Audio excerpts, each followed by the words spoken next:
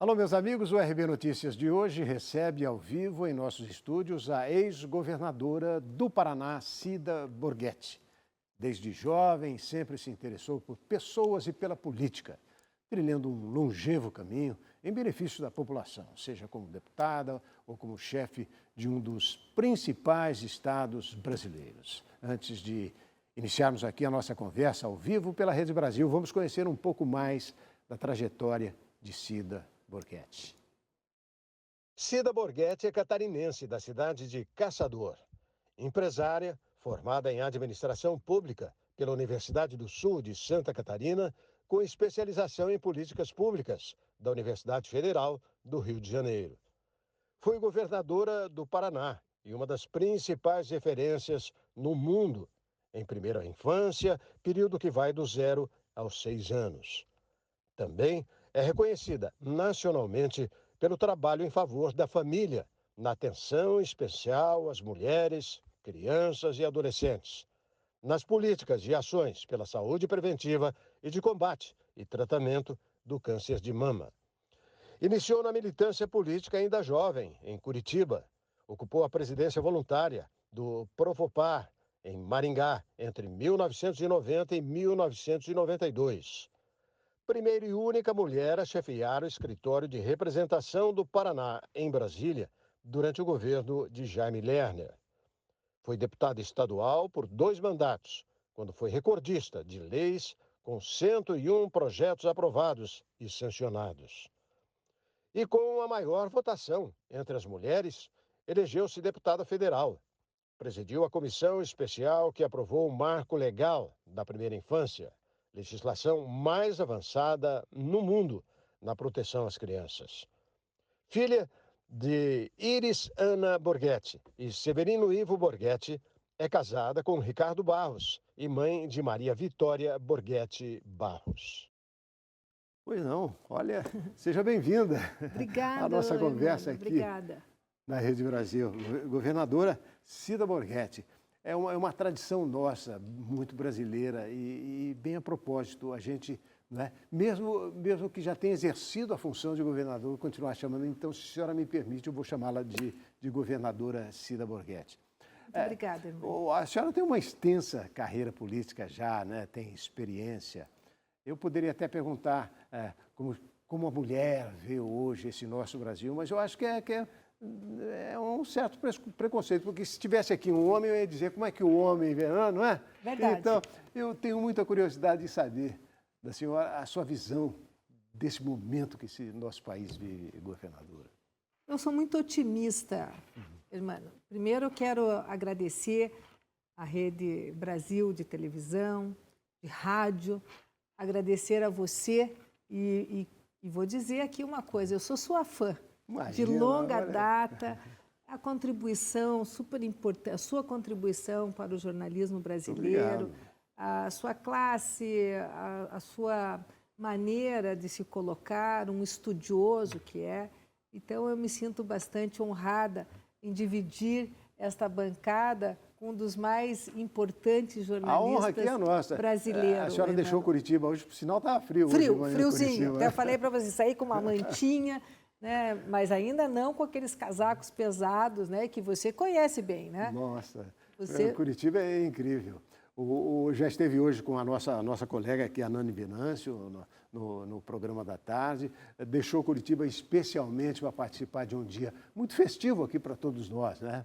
Agora, o Brasil, não é? Diante da sua experiência, inclusive na Câmara dos Deputados, não é? Como é que a senhora enxerga hoje essa expectativa de CPI aqui, a questão do 8 de janeiro, enfim, esse momento nosso é meio complicado, não é não? Acho é um governador? momento delicado, mas eu sou bastante otimista e eu acredito no potencial do Brasil e, mais do que isso, dos brasileiros. Vivemos, sim, um momento muito delicado para a política brasileira e externa, porque acaba afetando a economia, tudo afeta a economia. E o mais importante, né, para que um governo vá bem, o bolso do brasileiro deve estar adequado para que ele possa manter a sua família e com dignidade sair às ruas para trabalhar, para estudar, enfim.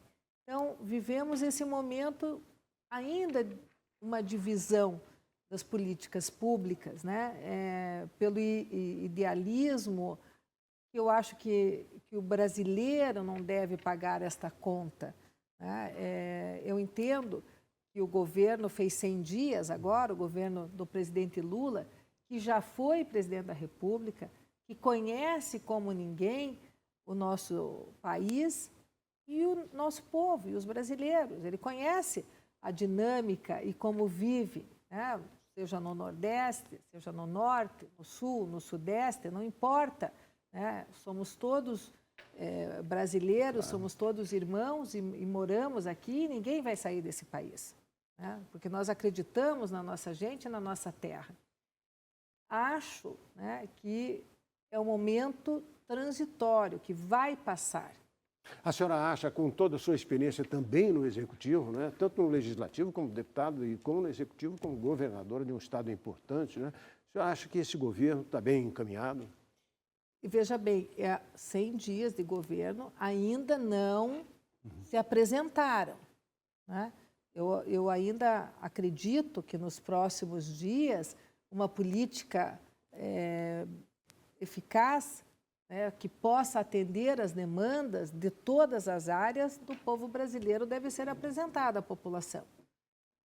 Acho que 100 dias é um bom termômetro, né, para se analisar o atual governo, os erros e os acertos, né? Eu acho que daqui para frente tem que governar para a população, para aqueles que mais precisam.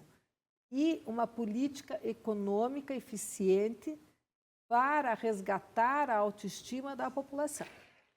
Tem se falado muito no Congresso desse plano, acabou o plano o plano do nosso ministro Haddad, ministro da Fazenda ou ministro da Economia? Ministro da Fazenda. Né? Ministro da Fazenda. Ministro da Fazenda. Então, a senhora está confiando, acha que as propostas são execuíveis, né?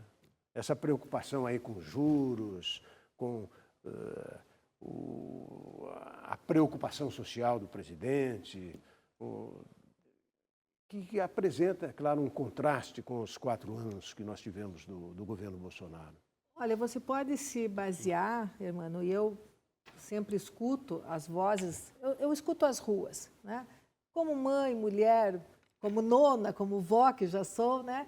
Eu gosto, eu vou à farmácia, ao mercado, à feira livre, saio às ruas, eu mesmo que vou ao posto, vou abastecer, troca óleo, eu gosto de conversar com todos os segmentos da sociedade.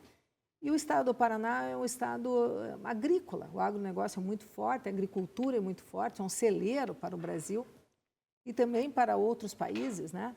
É uma economia muito forte. Então, eu escuto do pequeno agricultor a um grande, né, plantador de grãos, enfim.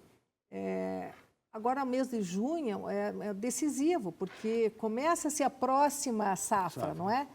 E aí, o que pega no pequeno agricultor e no grande plantador de grãos? O que o governo vai oferecer, as cartas de crédito, os juros, os empréstimos, né, para a próxima safra. Eles estão preocupados. Há um componente político também aí, a atividade do MST.